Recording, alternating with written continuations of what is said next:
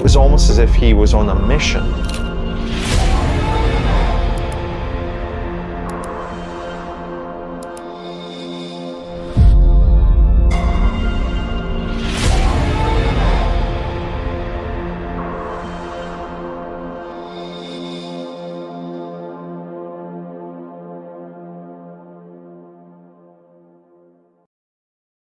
Ted Bundy, who would later become the infamous serial killer known in American history.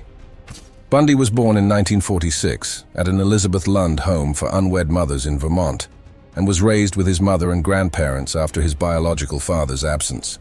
His high school days were difficult, and he faced teasing and rejection, which could have contributed to his eventual distrust of people and his criminal behavior. Despite his initial popularity and charm at the University of Washington, however, Bundy did more petty crimes and failed to hold down jobs. He only started to get noticed for his attractive appearance and seemed to have overlooked any emptiness that lay beneath it. But they had worked with Bundy as a team at a crisis clinic, where Bundy had been a volunteer on the suicide helpline. They saved lives together. But the irony of the situation is now evident, as it is known that Bundy had taken many lives himself. Ted Bundy's early years, including his shy and insecure personality, his love for his Volkswagen, and his growing desire to commit crimes.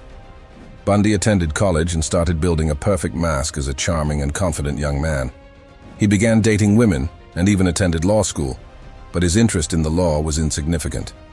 Bundy had a history of theft as a teenager, and this desire to commit a crime continued to grow. In February 1974, Bundy abducted and killed his first victim, Linda, and went on to kill multiple attractive young women by luring them to his car and brutally raping, strangling, and killing them. Bundy's victims disappeared in Washington and Utah, leaving the public and police desperate for answers. Bundy maintained a well-maintained facade, even working for the Seattle Crime Commission and writing a rape prevention pamphlet for women. However, on November 8, 1974, Bundy made a crucial mistake by leaving a witness, which ultimately led to his capture. The excerpt concludes with the story of Carol Dronen, who narrowly escaped Bundy's clutches when he attempted to abduct her in a parking lot. Ted Bundy's abductions and murders of young women in the 1970s. Bundy, who had been on death row for his crimes, was a law student who shared a boarding house with Dan Lazarus, a young student who found him to be charming and disarming.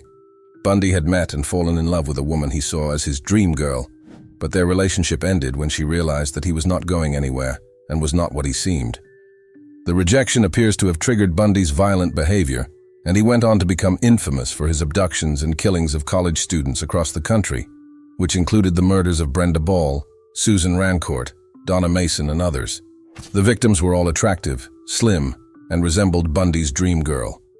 It is suggested that Bundy had a specific type of woman in mind and was on a mission to abduct these women. The abductions were mysterious, as there were no struggles, clues, or witnesses. The abduction of Janice Ott, who was sitting alone by the lake, is described as particularly clever, as Bundy pretended to be injured and asked for help. The disappearance of the women provided insight into how Bundy abducted his victims without drawing attention to himself. The mystery of the hot July day was not resolved until hours later when Bundy returned to the park. The abduction of Denise Naslund on April 30th, 1974. Despite the initial shock and search, no trace was found, and the killings continued. Bundy's audacity allowed him to evade capture, and his knowledge of forensics and awareness of the investigators' tactics made him nearly unstoppable. Despite having a name and description for the suspect, no one who knew him would suspect him of the crime.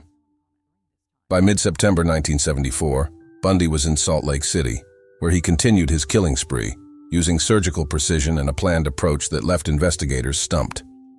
Bundy was alleged to have abducted Carol Durant in Utah and was still on the loose when 6 more young women were abducted in Utah and neighboring Colorado over the next 7 months. On August 16th, Bundy's luck finally ran out when he was stopped by the Utah State Police officer while driving his Volkswagen. He was charged with possession of burglary tools and was able to use his photograph in a photographic lineup to identify Carol Durant as his victim. In 1977, Ted Bundy was convicted for the attempted kidnapping of Carol Durant and was sentenced to between 1 and 15 years, but he had other plans in mind. He petitioned the court to allow him to defend himself and was granted access to legal research material in the law library of the courthouse. Bundy escaped by jumping out of the window and blending into the crowds on the busy Aspen streets. He hid in disused cabins and stole food from campers for 8 days before audaciously walking back into Aspen and stealing a car. However, his luck ran out again when he was stopped at a police roadblock and was placed under arrest.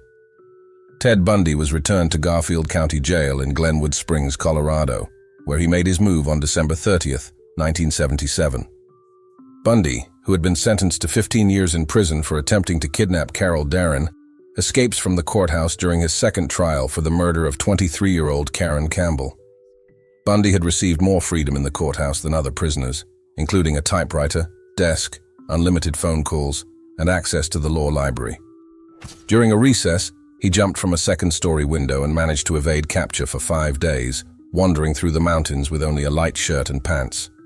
He eventually found an old Cadillac with the keys inside and was arrested by police officers 2 blocks from the courthouse. Despite being back in custody, Bundy immediately began planning another escape. Ted Bundy's escape from prison and his move to Florida, where he committed his first murder just a week after arriving. Bundy, who had previously been a celebrity serial killer in Utah and Colorado, felt like he was nobody again in Florida and was determined to gain attention and power. On January 14, 1978, Bundy struck again, killing 4 young women in a sorority house at Florida State University. The victims were beaten, strangled, and sexually assaulted, and the attack was described as a shark frenzy by the police. It all started when a school teacher realized she had left her bag in her homeroom and asked to return to the other building to get it. However, she did not come back that morning. A witness saw a young girl being pushed into a white van by a scowling man who was later identified as Bundy. Another witness saw a white van swerving almost out of control on the highway, with Bundy as the driver. Bundy was arrested 2 months later, after Kimberly Leach's body was found in an unused pig pen 25 miles from her home. The video mentions that it was Bundy's capture that marked the beginning of an extraordinary 11-year circuit, during which he abducted and murdered dozens of young women across 5 different states and escaped from capture twice.